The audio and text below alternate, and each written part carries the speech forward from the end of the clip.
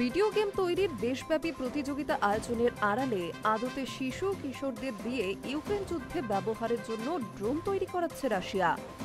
সম্প্রতি তদন্তমূলক সাংবাদিকতায় উঠে এসেছে এমনই নানা ভয় ধরানো তথ্য।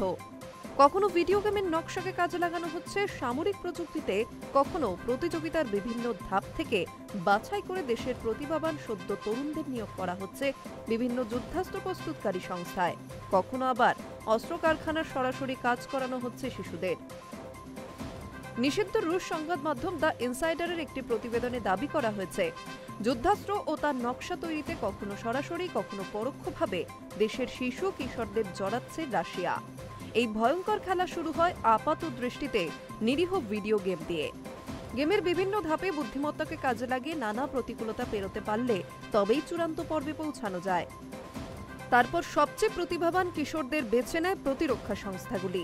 এমনই এক কিশোরের কথায়, বাচ্চারা বিভিন্ন সামরিক ড্রোনের নকশা তৈরিতে সক্রিয়ভাবে জড়িত।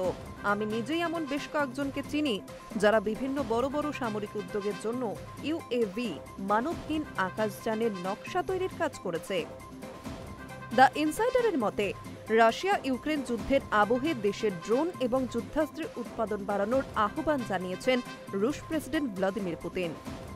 কিন্তু ব্যাপারটা শুনতে সহজ মনে হলেও আদতে তা নয়।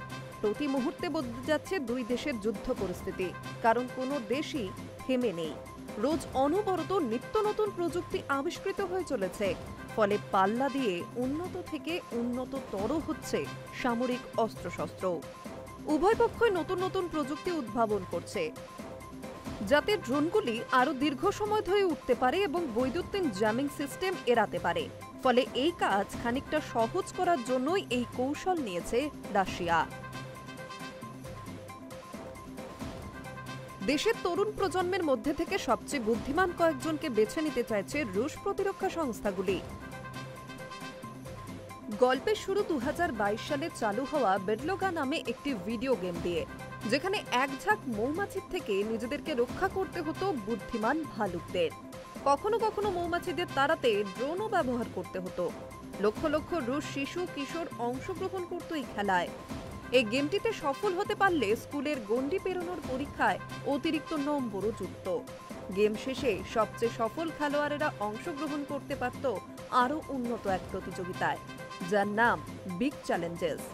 মূলত ড্রোন প্রযুক্তি নিয়ে কাজ করা এই প্রতিযোগিতায় রুশ সংস্থাগুলি প্রতিভাবান স্কুল পড়ুয়াদের মধ্যে থেকে বাছাই করে নিত সেরাদের। প্রতিযোগিতার 3 কিশোর ফাইনালিস্টের সঙ্গে কথা বলেছে দ্য ইনসাইডার। তাদের কথায়, আমরা জানতাম যে এই প্রজেক্টের প্রয়োগ সরাসরি সামরিক ক্ষেত্রে করা হয়, কিন্তু আমাদের এটা কাউকে বলতে নিষেধ করা হয়েছিল। শিশু কিশোরদের কথা মাথায় রেখে গোটা বিষয়টা এভাবে সাজানো হয়েছে। মাথায় রাখতে হবে, এখানে যে কোনো প্রজেক্টের দ্বৈত উদ্দেশ্য রয়েছে। বিশেষত আমরা যেহেতু স্কুল পড়ুয়া, আমরা দেখেছি প্রতিটি প্রতিযোগিতাতেই যেন অলিখিতভাবে এই গোপনীয়তার নিয়ম ছিল। শুধু ড্রোনের নকশা তৈরিই নয়, সরাসরি ড্রোন তৈরিতে শিশুরা জড়িত।